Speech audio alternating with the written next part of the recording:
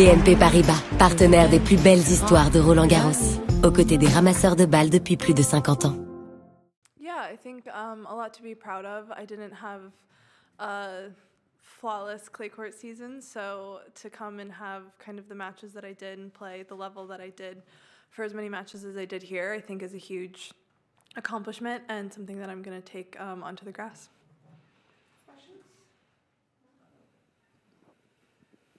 Good tournament. You often talk about, and we've talked a lot over the last few months about this idea of like, if I play like me and take my swings and stuff like that, then, and I lose, totally fine. Is that how you were feeling when you walked off the court today, that you had left it out there? Or are there regrets that you have? Just curious. I don't really have regrets. I don't think I played quite the level that I wish that I could have, but I don't think that I regret not going for things or making poor decisions. I just think that what I wanted to do and kind of the level that I produced just weren't on the same page today.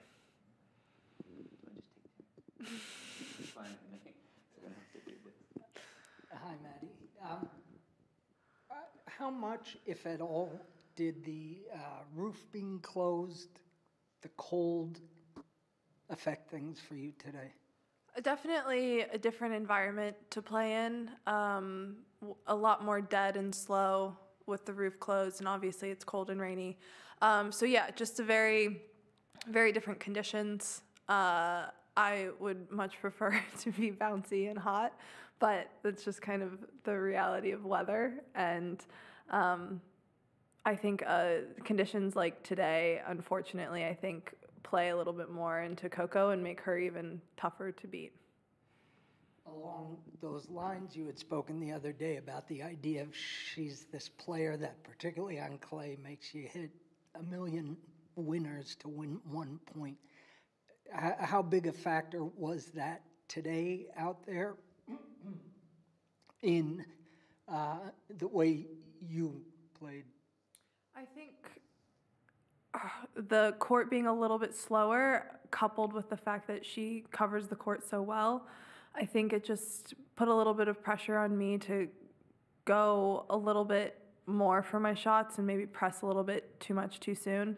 And I think also there were a lot of points where I felt like playing someone else I would have won the point, but having to reset 2 and 3 times, it makes it harder where you win. Even if you win 6 of those, but if you're losing 3 or 4, they could be important points. It was sort of a funny match of like surges by one person, then surges by the other. What does that do for your mind as you're going through that? I mean, I imagine when you have momentum, it must be like, okay, I've got this now, this isn't going to end, but then the other person sort of gains momentum. And where was your head as that was sort of a roller coaster that you were riding and she was riding as well? I think those matches are always just a little bit difficult to play, just because it felt like neither one of us was playing a great level at the same time, and it, like you said, it just kind of would swing back and forth. But in the same token, it was, no matter what, it kind of felt like I wasn't totally out of it. Like I could win 3-4 games in a row and swing, and it could swing back my way. So in some ways it's difficult, but in other ways it just, it kind of helps you stay in a set even if you're down a break or 2.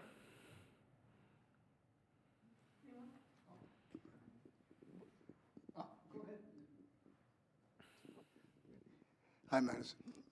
Can you just talk about what you could envision for Coco's future? Obviously, she's number 2 now, but just talk about her future and where you think she'll be going. I would imagine that she'll continue on the trajectory that she's already on, having already won a slam and being 2 in the world. She's also quite young, so I would imagine that she continues to do as well as she has been.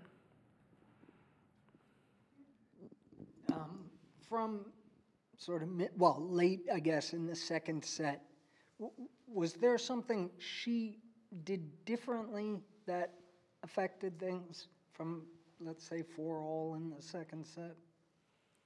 I think that she cleaned up her side of the court a little bit. I don't think she was giving me as many free points. And I think that coupled with I was spraying a little bit more, just kind of, I felt like I kind of really lost the momentum at the end. And that's kind of where she just started rolling with it. Casey, what does your transition to grass look like? And how do you ease into what is obviously such a different surface, but that I imagine you feel like gives you a lot of great advantages at the same time? The tennis season doesn't really allow you to ease into anything. So I'm going to London tomorrow, and I imagine I'll be on grass on Friday. So that's kind of the reality of the sport. And I've typically felt pretty comfortable on grass. So the first couple of days, I imagine I'll be a little bit more sore just because the ball's so much lower and it feels like you have to work a little bit harder just to move on the grass. But yeah, no easing into it. And do you think you'll continue with this thing of playing the week before slams? We'll see. We'll see how things go. A little tired right now. You mentioned being comfortable on grass. What is it that you like the most about that surface, and how do you think it works with your game? I think it obviously is a game. It's a surface that rewards people who have bigger serves and hit harder. So I think from the start, it just kind of naturally, I was getting free points and I felt good on it. And I think I've always felt fairly comfortable moving on it. I think some people having to take bigger steps on the grass and you actually have to really step. I think sometimes that's the hardest thing for people to get used to, and I just kind of always felt like it was a pretty easy transition. So I think those things just coupled together, it was just, I hit on it for the first time and felt like I was going to always enjoy the surface. Just your last question. Earlier this year, you were a good sport and spoke about your love of coffee. You, if I recall correct, ranked Melbourne #1. In terms of the Grand Slams, 3 other Grand Slam cities, how would you rank the other 3 coffee-wise?